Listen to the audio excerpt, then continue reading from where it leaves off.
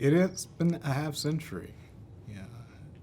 I would love to hear you reflect on the public memory of King, of the Southern Christian Leadership Conference, of the Civil Rights Movement, or the racial justice movement more broadly, particularly because we've reached a point in this country, so there is now a monument Martin Luther King Jr. on the National Mall. And this person was an enemy of the state. He was treated as, in the words of J. Edgar Hoover, who was the director of the FBI for many decades, as the most dangerous black person in the United States, the greatest threat to the internal security of the United States. He claimed that in 1967 about King. And we hear lots of very concise summaries of what that movement was about publicly. Now, we can talk about a more learned, scholarly understanding of it.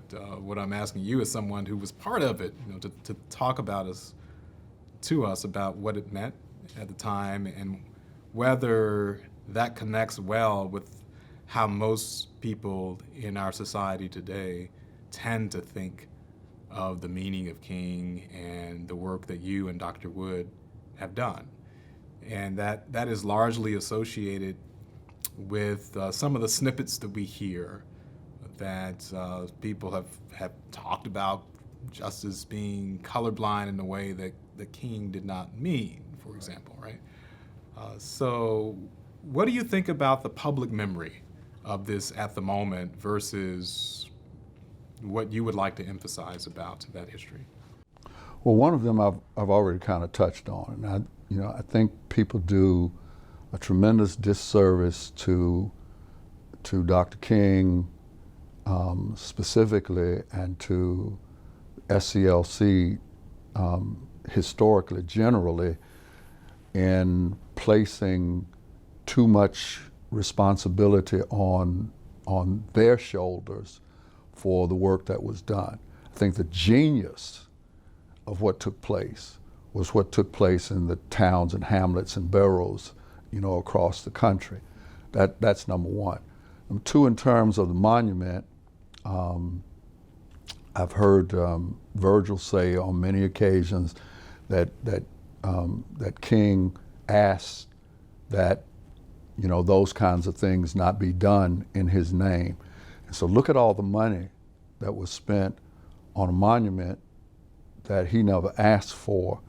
And if we don't at least create the funds that match what was done to memorialize him into an action fund, then again, we've done a disservice.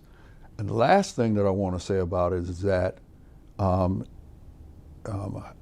had to remember I'm a preacher and I can't say without what hit my mind. It bothers me to hear these sound bites of King as if that represented the totality of who he was, and to use those sound bites to justify actions that he never would have supported.